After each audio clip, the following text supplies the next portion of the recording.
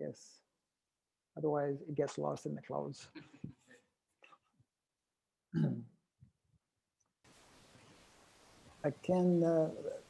I would like to request my co-host to kind of mute everyone so that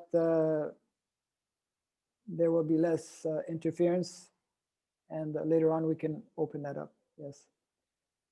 Om Agyanatimirandasya Gyananjana Shalakaya Chakshurunmilitam Jena Tasmai Sri Gurave Namaha Sri Chaitanya Manobhistam Stapitam Jena Bhutale Swayam Rupa Kadamahyam Dadati Swapadantikam Nama Om Vishnu Padaya Krishna Prasthaya Bhutale Srimate Bhakti Vedanta Swamin Iti Namine Namaste Saraswati Deve Gauravani Pracharine Nirvishesha Shunyavadi Pasyacha Desatarine Jaya Sri Krishna Chaitanya Prabhu Nityananda Sri Advaita Gradhara Sri Vasadi Gaura Bhakta Vrinda Hare Krishna Krishna Krishna Hare Hare Hare Rama Rama Rama Hare Hare. Jai Sri Prabhupada Ki. So once again, I would like to welcome everyone to our monthly Bhagavad Gita class. Actually, it should be a daily Bhagavad Gita class. The first class we had, of course, was an introduction to the Bhagavad Gita, and this Sunday, which is the 6th of December 2020, we are actually beginning with the first chapter of the Bhagavad Gita. I had some thoughts and realizations, something we should all have occasionally, regarding how to proceed with this presentation on the Bhagavad Gita.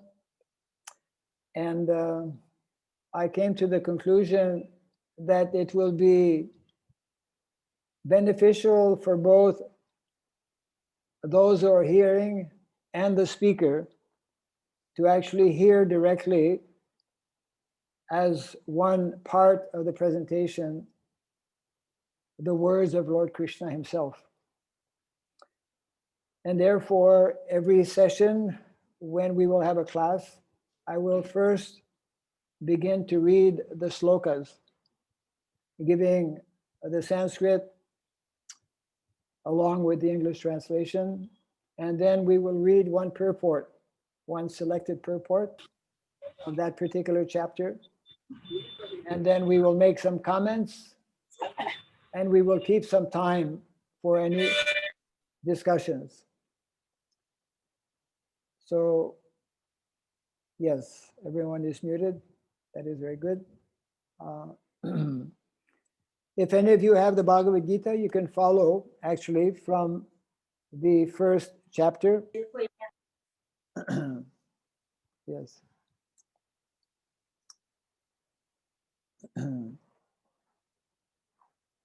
Om Namo Bhagavate Vasudevaya.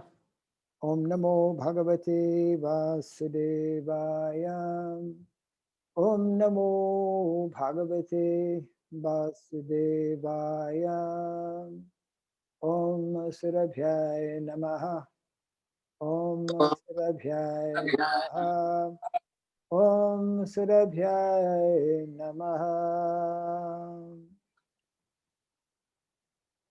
Dhritarashtra Uvacha Dharma Kshetre Kurukshetre Samaveta Yayutsavaha Mamaka Pandavaschaiva Kim Akurvata Sanjaya.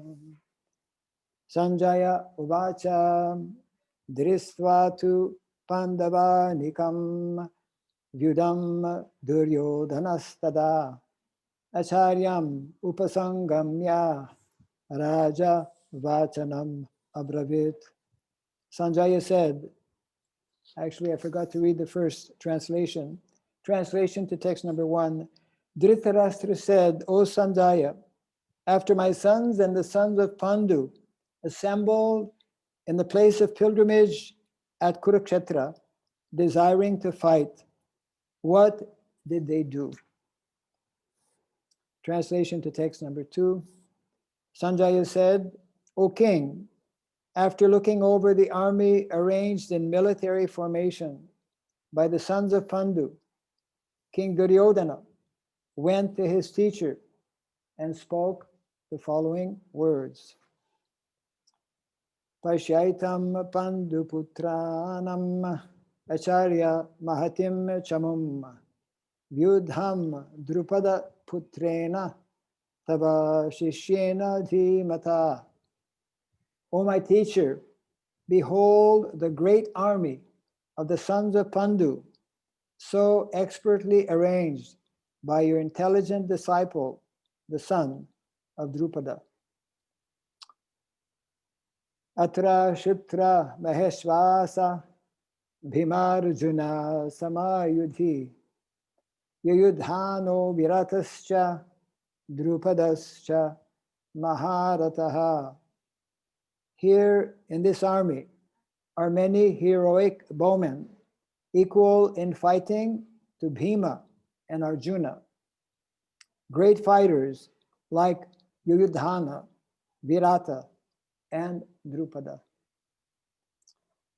Dristaketus Chekitana Kasirajas Chabiryavan Purujit Kuntibojascha Shaibyascha Narapungavaha.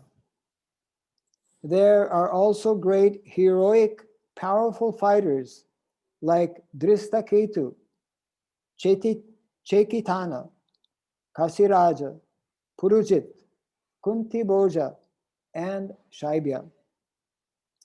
Yudha Manus Shabikranta, Utamojas, Sabiryavan, Sambadro, Dropadeyascha, Sarva Eva Maharataha. There are the mighty Yudhamanyu, the very powerful Uttamoja, the son of Subhadra, and the sons of Draupadi. All these warriors are great chariot fighters. Ashmakam tu vishistaye tannibodha dvijotama nayaka mama sanyasya samnartam tan bravimite. But for your information, O best of the Brahmanas, let me tell you about the captains who are especially qualified to lead my military force. Bhavan Bhishmas Chakarnascha Kripascha Samitim Jayaha Aspathama Vikarnascha Somadatis Tathaivacha. There are personalities like you, Bhishma, Karna, Kripa, Ashvatthama, Vikarna, and the son of Somadatta, called Bhurishrava, who are always victorious in battle. Anyecha Bahava Shura Madarte Chakta Jivitaha Nana Shastra Praharana Sarve Yudha Bisharadaha. There are many other heroes who are prepared to lay down their lives for my sake. All of them are well equipped with different kinds of weapons, and all are experienced in military science. Aparyaptam tadashmakam balam bhishma bhirakshitam paryaptam Twidam etesham balam bhima bhirakshitam. Our strength is immeasurable, and we are perfectly protected by grandfather Bhishma, whereas the strength of the Pandavas, carefully protected by Bhima, is limited. Ayaneshu sasarveshu yatha bhagam avastitaha bhishmam eva virakshantu bhavanta sarva eva hi. All of you must now give full support to Grandfather Bhishma as you stand at your respective strategic points of entrance into the phalanx of the army. Tasya sanjanayam harsham kuru vridha pitamaha simha nadam vinadyochai shankham dadmao prathapavan. Thus Then Bhishma, the great valiant grandsire of the Kuru dynasty, the grandfather of the fighters, blew his conch shell very loudly, making a sound like the roar of a lion, giving Duryodhana joy. Tata shankas sabheryascha panavanaka gomukaha sahai saiva vyahanyanta sa shabdas tumulo bhavat. After that, the conch shells, drums, bugles, trumpets, and horns were all suddenly sounded, and the combined sound was tumultuous. Tata svaitair hayar yukte mahati chandane stitau madhava pandavaschaiva divyo shankau pradad matuhu. On the other side, both Lord Krishna and Arjuna, stationed on a great chariot drawn by white horses, sounded their transcendental conch shells. Panchajanyam rishikesho devadatam dhananjayaha pundram dadmau mahashankham bhima karma vrikodaraha. Lord Krishna blew his conch shell called Panchajanya. Arjuna blew his, the Devadatta, and Bhima, the voracious eater and performer of Herculean tasks, blew his terrific conch shell called Pundra.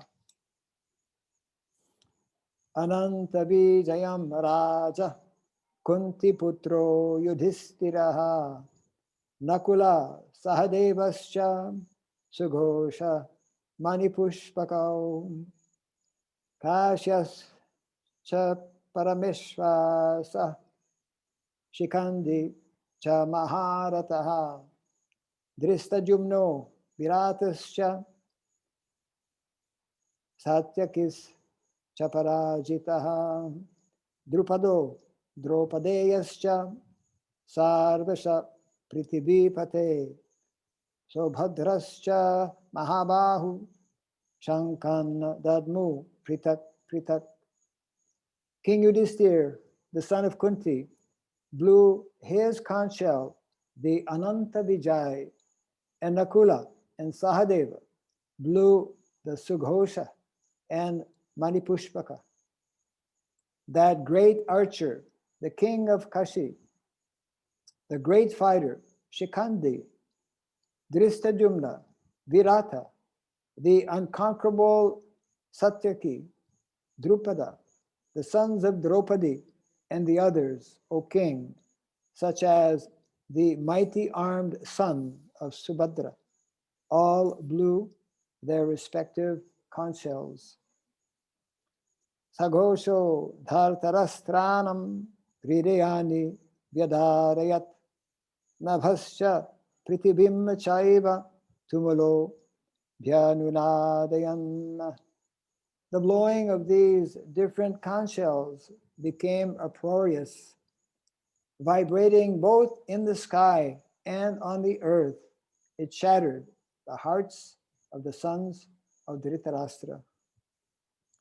Atha vyavastitan dristva dhartarastran kapidvajaha pravrite shastra sampati dhanur udyamya pandavaha rishikesham tada vakyam idam aha mahipate. At that time, Arjuna, the son of Pandu, seated in the chariot, bearing the flag marked with Hanuman, took up his bow and prepared to shoot his arrows. O king, after looking at the sons of Dhritarashtra drawn in military array, Arjuna then spoke to Lord Krishna these words. Arjuna uvacha senayor hubayor madhye ratham sthapaya mechuta yavad etam diriksheham yodhu kaman avastitan kairmaya saha yodavyam asmin rana samudyame. Arjuna said, O infallible one, please draw my chariot between the two armies so that I may see those present here who desire to fight and with whom I must contend in this great trial of arms. Yotyamanam aviksheham yaetetra samagataha dhartarastrasya durbudher yudhe priya shikir shavaha. Let me see those who have come to fight, who have come here to fight, wishing to please the evil-minded son of Dhritarashtra. Sanjaya uvacha evam ukto rishikesho gudakeshena bharata senayor ubhayor madhye stapayitva rathotamam. Sanjaya said, O descendant of Bharata, having thus been addressed by Arjuna, Lord Krishna drew up the fine chariot in the midst of the armies of both parties. Bhishma Drona Pramukhata Sarvesham cha Mahikshitam Uvacha Partha Pashyaitan Samavetan Kurun iti. In the presence of Bhishma, Drona, and all the other chieftains of the world, the Lord said, just behold, Partha, all the Kurus assembled here. Tatra pashyat stitan Partha pitrin atha pitamahan acharyan matulan bratrin putran pautran sakim stata swasuran suridas chaiva senayor ubhayor api. There Arjuna could see within the midst of the armies of both parties his fathers, grandfathers, teachers, material uncles, brothers, sons, grandsons, friends, and also his fathers-in-law and well-wishers. Tan samikshya sakunteya sarvan bandhun avastitan kripaya paraya visto vishidan idam abravit.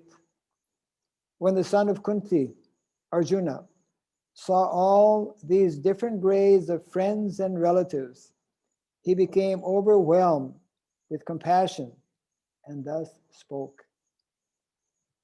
Arjuna uvacha dristavemam svajanam Krishna yuyutsum samupastitam siddhanti mama gatrani mukham cha parishushati. Arjuna said, my dear Krishna, seeing my friends and relatives present before me, in such a fighting spirit, I feel the limbs of my body quivering and my mouth drying up. Vepatus tasharire me romaharshas chajayate gandivam sramsate hastat tvakchaiva paridhayate. My whole body is trembling. My hair is standing on end. My bow, Gandiva, is slipping from my hand, and my skin is burning. Nacha shaknomyabasthatum brahmativa chame manaha nimitani chapashyami viparitani keshavam. I am now unable to stand here any longer. I am forgetting myself, and my mind is reeling. I see only causes of misfortune, O Krishna, killer of the Keshi demon. Na chasreyo napashyami hatva swajanam ahave nakankshe vijayam Krishna nacharajam sukhani cha.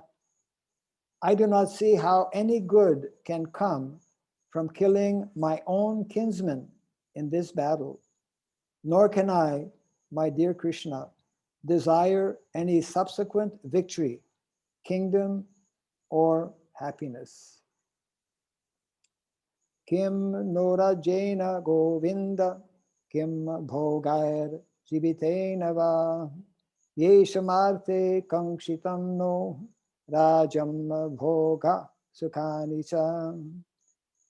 Taime vastita yudhe pranam chaktva dhanani cha. Acharya pitara putras tathaiva cha pitamaha. Matula swasura pautra shala sambandhinas tatha etan nahantum ischami gnatopi madhusudana api trailokya rajyasya heto kim nu mahi krite nihatya dhartarastranna kapriti syaj janardana. O Govinda, of what avail to us are a kingdom, happiness, or even life itself, when all those for whom we may desire them are now arrayed on this battlefield? O Madhusudana, when teachers, fathers, sons, grandfathers, maternal uncles, fathers-in-law, grandsons, brothers-in-law, and other relatives are ready to give up their lives and properties and are standing before me, why should I wish to kill them, even though they might otherwise kill me? O maintainer of all living entities, I am not prepared to fight with them, even in exchange for the three worlds, let alone this earth. What pleasure will we derive from killing the sons of Dhritarashtra? Papam evasrayad asman hatvaitan atatayinaha tasman narha bayam hantum dhartarastran sabandhavan swajanam hi katham hatva sukina syama madhava. Sin will overcome us if we slay such aggressors. Therefore, it is not proper for us to kill the sons of Dhritarashtra and our friends. What should we gain, O Krishna, husband of the goddess of fortune, and how could we be happy by killing our own kinsmen? Yadyapyete napashyanti lobho pahata chetasaha kulakshaya kritam dosham mitradrohe sapatakam katham nagneyam asmabhi papad asman nivartitum kulakshaya kritam dosham prapashyadbhir janardana. O Janardana, although these men, their hearts overtaken by greed, see no fault in killing one's family or quarreling with friends, why should we, who can see the crime in destroying a family, engage in these acts of sin? Kulakshaye prashyanti kuladharma sanatanaha dharme naste kulam krishnam adharmo bhavatyuta. With the destruction of the dynasty, the eternal family tradition is vanquished, and thus the rest of the family becomes involved in irreligion. Adharma bhavat krishna pradushyanti kulastriyaha strishu vistasu varshneya jayate varnasankaraha. When irreligion is prominent in the family, O Krishna, the women of the family become polluted, and from the degradation of womanhood, O descendant of Vrishni, comes unwanted progeny. Sankaro narakayaiva kulagnanam kulasya patanti pitaro hyesham lupta pindo daka kriyaha. An increase of unwanted population certainly causes hellish life, both for the family and for those who destroy the family tradition. The ancestors of such corrupt families fall down because the performances for offering them food and water are entirely stopped.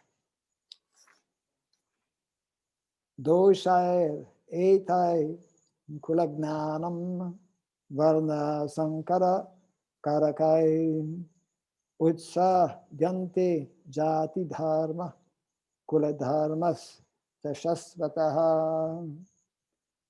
By the evil deeds of those who destroy the family tradition and thus give rise to unwanted children, all kinds of community projects and family welfare activities are devastated.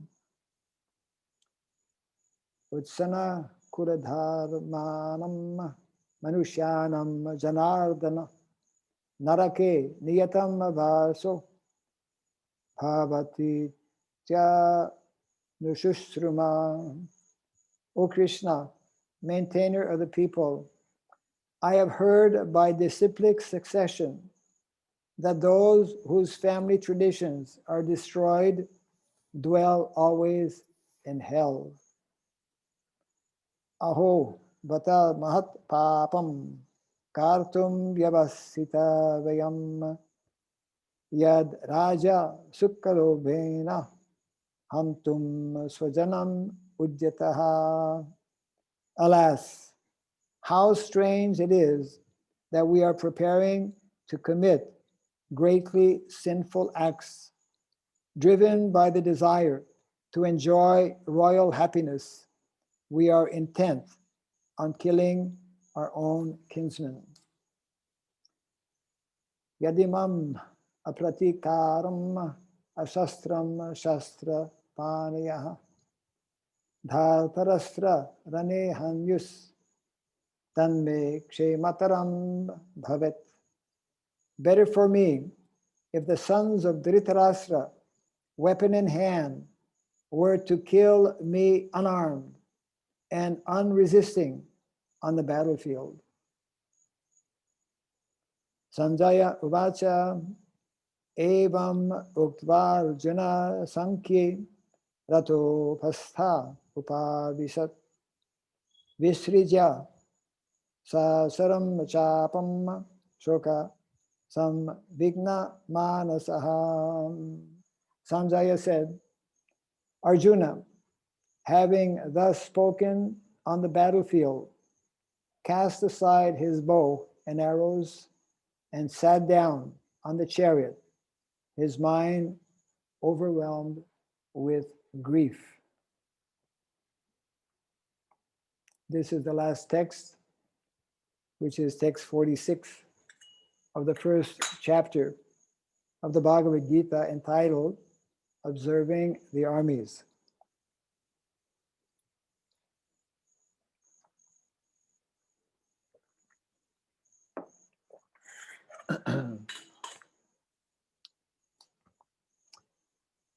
In the Western countries, of course, whether it is East or West, when we first begin to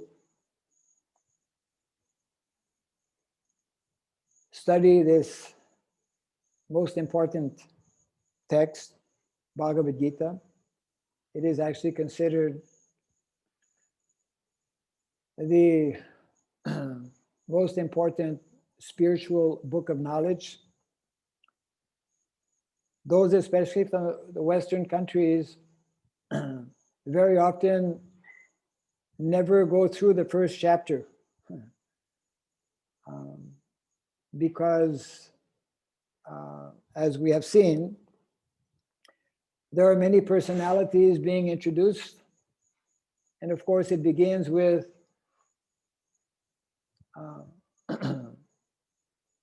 the question being asked by Dhritarashtra, who was blind, as we know, physically, as well as being blind spiritually.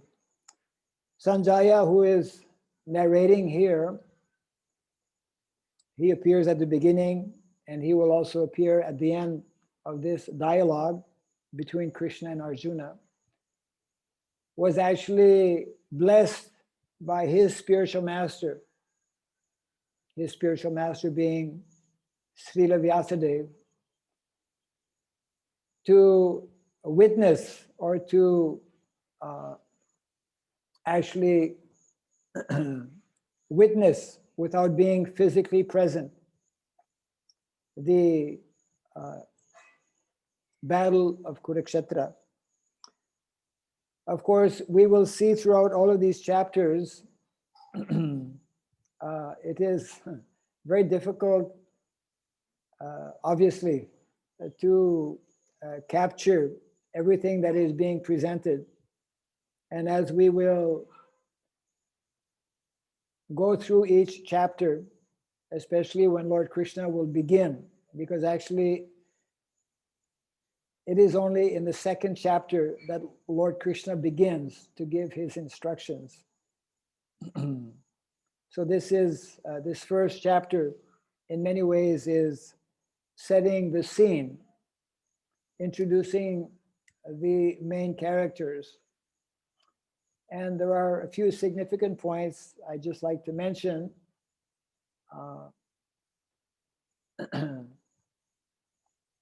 The first one being in the very first verse, Dharma Kshetre Kurukshetre, that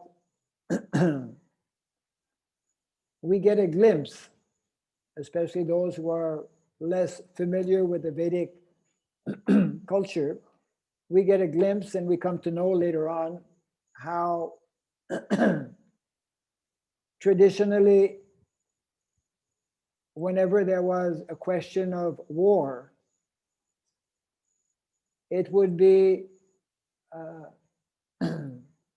held at some particular pre-selected place. And in this particular case, of course, it is Kurukshetra, which is still existing and can be, one can visit Kurukshetra, one can have darshan of Krishna and Arjuna on the chariot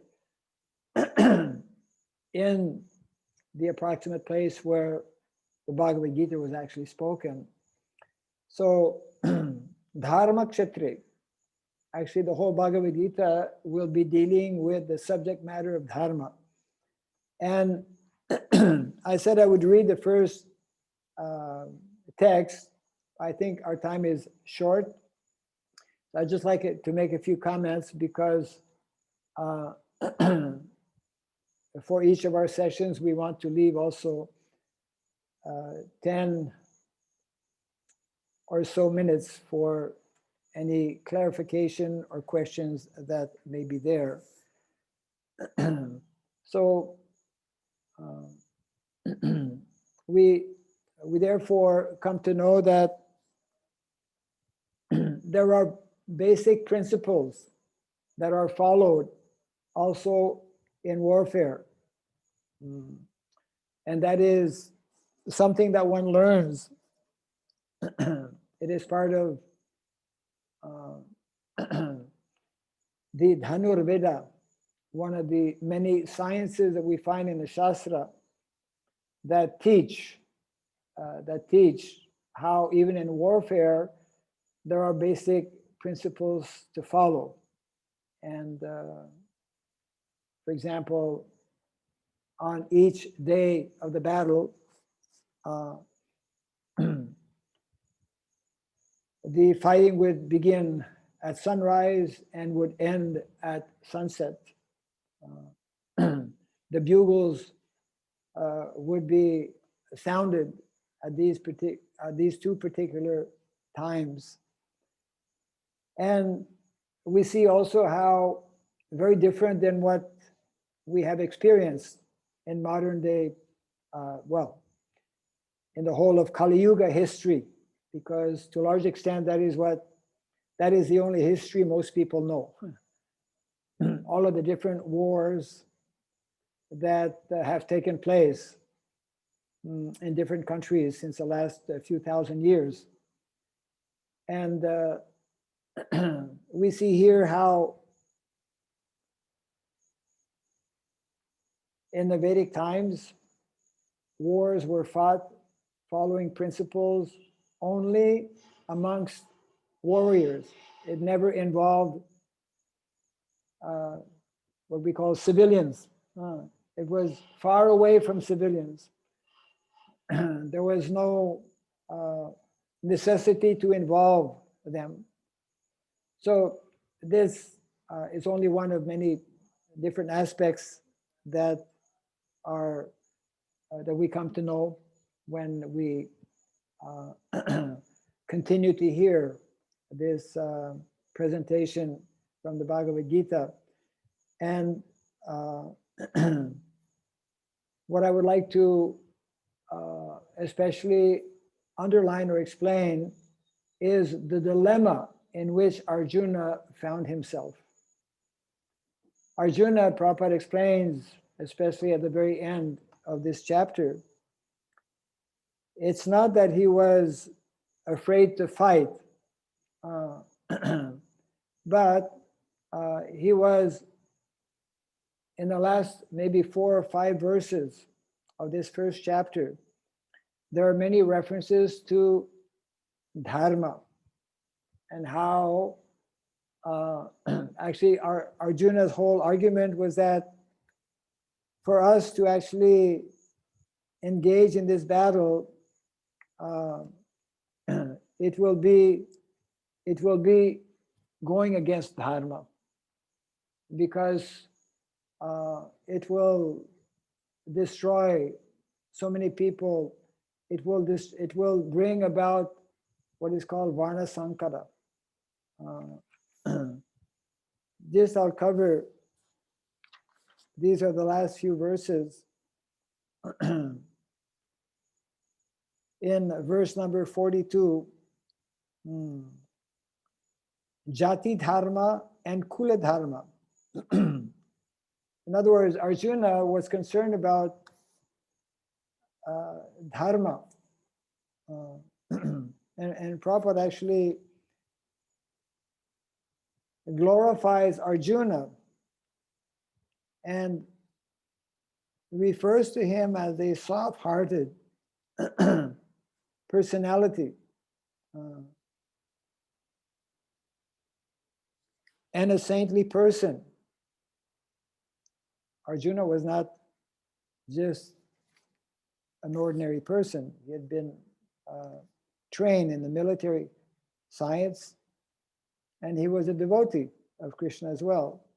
So in text 44, for example, at the end of the purport, but Arjuna, being a saintly devotee of the Lord, is always conscious of moral principles and therefore takes care to avoid such activities that go against moral principles. The same point is being made at the end of purport 45, the last sentence. All these symptoms are due to soft-heartedness resulting from his being a great devotee of the Lord. And then again, the last verse, 46, the last sentence of the purport, Prabhupada explains, such a kind and soft-hearted person in the devotional service of the Lord is fit to receive self-knowledge. Often the question comes, if Arjuna was such an elevated personality, why he became confused, and why did he decide, as we are seeing here, not to fight. And of course, Arjuna's arguments from an ordinary materialistic perspective, they will draw the sympathy of some people. But the whole narration, of course, of the Bhagavad Gita is that Krishna, naturally, who is the Supreme Personality of Godhead, he is the origin of dharma. He's the one who knows dharma more than anyone. And he will present to Arjuna, as we will see when we go from chapter to chapter, various arguments defeating the various arguments that Arjuna is presenting here in this last section of the Bhagavad Gita. So this narration of the Bhagavad Gita, actually, the instructions, for example, in the early days when we would join in the West, very often we would be told, actually, you should start reading the second chapter, because it is in the second chapter that Krishna actually begins to instruct Arjuna, as we will see in our next class. And therefore, the first chapter is, we could say, as like an introduction where we get some understanding. Of course, those who are not familiar with the Vedic culture, who have no idea of who is Bhishma, who is Drona, and who is Karna, and who are all these, even very, very difficult even to pronounce for people from the West. So they close the book. And also people generally don't like the idea of, we are looking for peace. And here we are on the battlefield, and we are being told that it is good. Krishna is trying to convince Arjuna that he should be fighting, which is going against, the idea of being peaceful. So in other words, the subject matter of dharma is a very involved subject matter. And only one who systematically and patiently hears the various explanations that will be given by Lord Krishna can begin to understand. I mean, we were discussing, I think either today or yesterday, how if you ask anyone, most people, if you ask, what is the main instruction of Lord Krishna? Which yoga, because Krishna speaks about yoga. Which yoga is the best yoga? Which yoga is the topmost yoga? You'll get different answers. And most of the time, you'll get the wrong answer. Yeah. Most people think that, well, of course, it's Jnana Yoga, cultivation of knowledge. I heard that just a few days ago. And then what I heard more, actually, this was in Bengal many years ago, when we were asking people who had taken a quiz on the Bhagavad Gita, which yoga is the most important? Which yoga is most stressed in the Bhagavad Gita? Karma yoga. We must do our karma. So as we will see in the Bhagavad Gita, to understand about the subject matter, to understand about dharma, because essentially, the first verse of Bhagavad Gita, dharma kshetre kurukshetre, dharma, the word dharma is there. And if we go in the 18th chapter, sarva dharmam parityaja mamekam, so again the word dharma, and in between so many times the word dharma. So Krishna will explain, of course, in the Bhagavad Gita that this knowledge of dharma, it is very, very mysterious.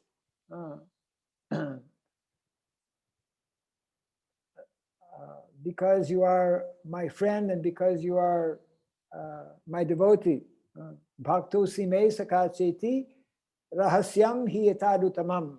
In other words, no one can understand the content of Bhagavad Gita unless one becomes like Arjuna. And Prabhupada points this out at the end, in the last verse. Krishna was, Arjuna was very concerned. And of course, he became confused. And therefore, it is when one is confused that one can be more receptive to hearing. When we don't know something about something, then we are more receptive in receiving some explanation or some knowledge. So it is already 7:19 here in India, for those of us who are in India. And we have 10 minutes that we can now, I will ask our co-host, Pran Govinda Prabhu, to allow individuals to raise their hands and to unmute, I guess, whoever will raise their hand. We invite any comments or questions that may be there. I think many of us, many of you who are here present today, may be hearing the entire, all the verses from the one chapter at one time, because normally we hear only one verse or two verses. So these classes will allow us to actually hear the entire presentation, chapter by chapter, and then we will select some particular verse.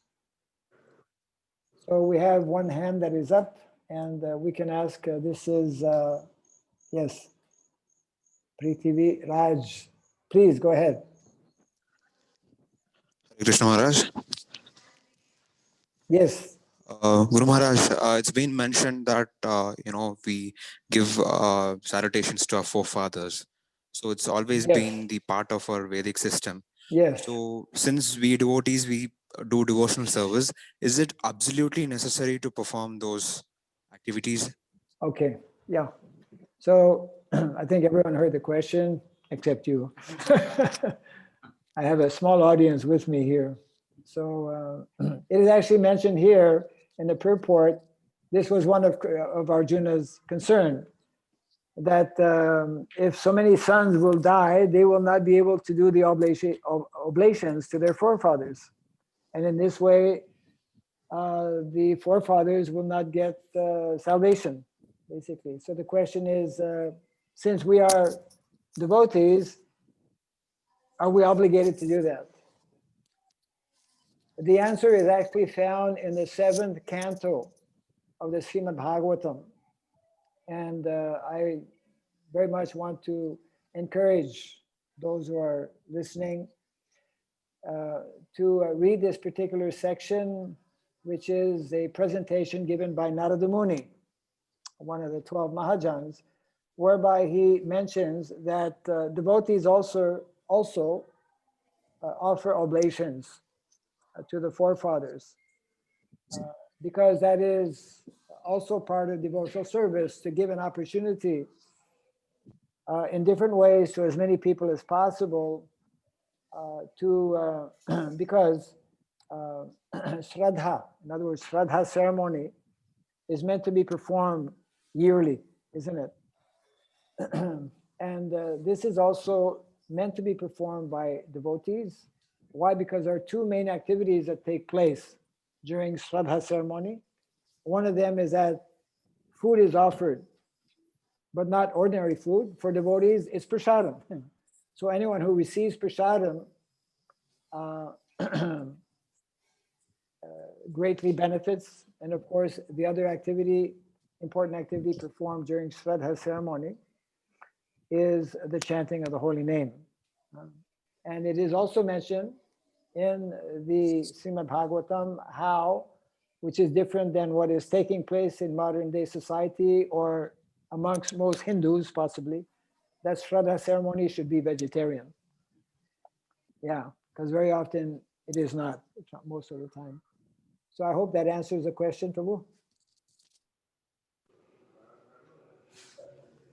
Any other question or comment? Hare Krishna Maharaj, please accept my humble obeisances unto your lotus feet. Hare Krishna. Champaklata Dhanidasa here.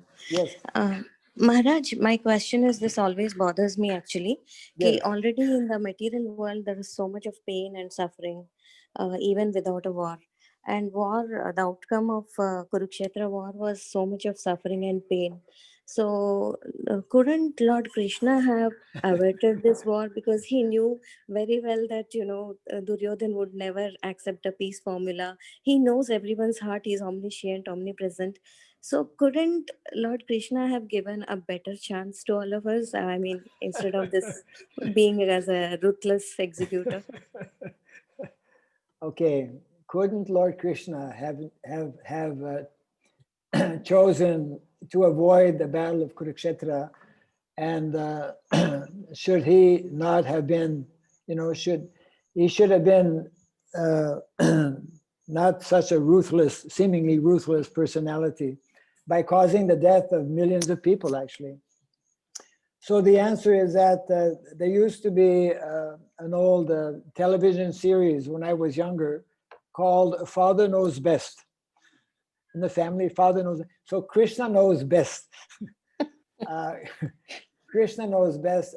Actually, we all know, or most of us know, and should know, that so many attempts were made actually to avoid this fighting, which resulted, of course, in the Battle of Kurukshetra. And so therefore, this will be explained, of course, in the verses, or rather, in the chapters to come, that the Lord descends in the material world to reestablish principles of dharma, paritranaya sadhunam, dharma shastras, dharma samstapanarthaya sambhavami yuge yuge. So although war is not something that anyone likes, and wars should be prevented, we say sometimes at all costs, but sometimes it is inevitable. Just like, for example, if someone is diseased, then the doctor will have to cut sometimes. Operation is like unavoidable. So that is like inflicting a kind of suffering on the person, on the individual. So